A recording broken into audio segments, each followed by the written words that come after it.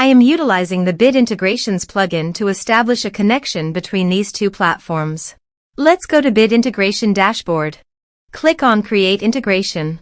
Search and select Forminator.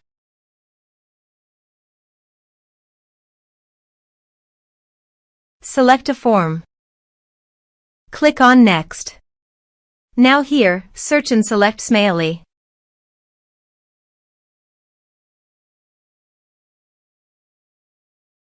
Here, give them a meaningful integration name as you want. To get the subdomain name, go to the Smaily dashboard. Click the profile name on the top right corner, then click Preferences. Now copy the subdomain name.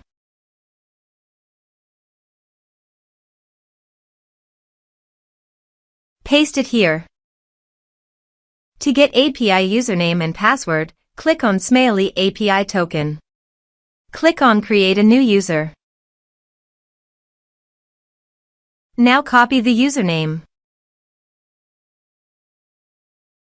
Paste it here.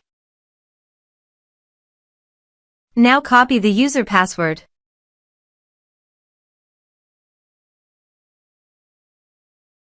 Paste it here. Now click Authorize. Authorization is successful. Click Next.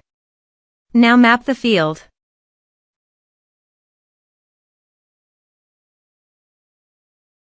Here are several advanced features available for you to utilize according to your specific requirements. Here is the conditional logic. You can use it if you want. If the condition matches, then the data you will send to Smaily. Click Next. Now save the integration. Let's submit a form.